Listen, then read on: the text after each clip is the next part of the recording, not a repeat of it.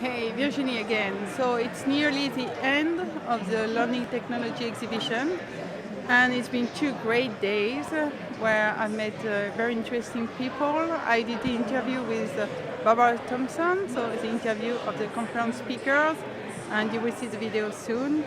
And also the interview with Blake Henegan, where we got great insights. And now I'm going to reflect on what's new about the technologies, but bearing in mind that what is important is the learner and their needs before the technology. So I'm going to reflect on that and to see what I can produce. Bye. Hi. Hiya. How many times have you come to the Learning Technology exhibition? I've lost count, if I'm honest. Having been in the industry for 15 years now, I sort of try and make it at least every other year, just to have a look to understand what's happening within the marketplace, how the technology is advancing, and if there's any new disrupting companies in the marketplace. According to you, what makes this exhibition so great? I think what makes it so great is the scale. For the first time visitor, I know it can be very daunting to walk in, and over the last years it has really grown in size. I think that makes it a positive experience.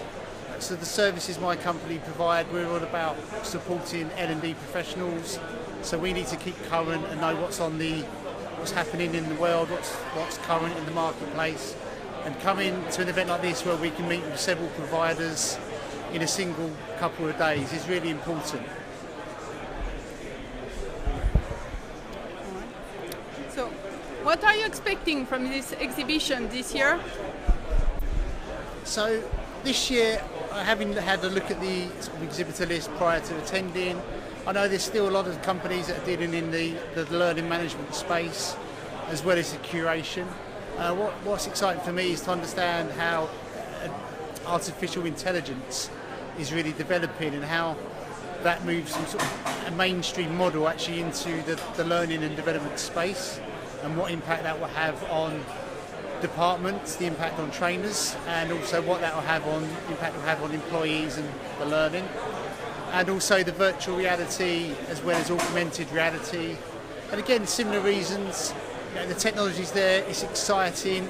It is in the mainstream now. Everyone's got the virtual reality headsets. But the question is, what does that really mean for learning and development? How does that enhance someone's learning experience? So Optimus Learning Services is a company dedicated to supporting learning and development departments, and particularly with their learning strategy. So where do you see the need to change for learning and development this year? Okay. I think there's two key areas. The first is improving learning efficiency. And by that, that's about looking at the processes of how employees have access to learning, the process of bringing in external resource, how you handle internal resource. And that for me is a big driver to help learning and development as a department become, say, sort of a more commercial department. So rather than being a cost centre, where it's recognised as an investment by the organisation.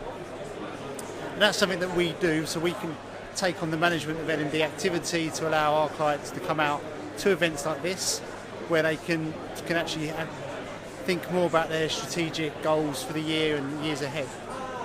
The second element, I think, is the mindset. That it's very hard at the minute for L&D, and I've found this through the conversations I've had in the last 18 months with L&D professionals and companies like LPI towards maturity and CIPD, that there's so much that L&D need to do or perceive they need to do to improve their learning offering within the organisation, is that there can be that element of overwhelm.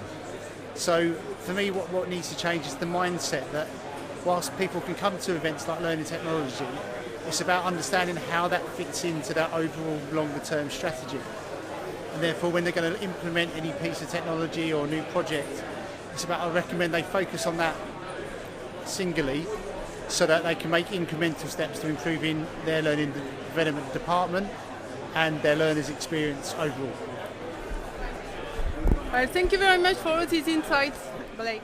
Thank you.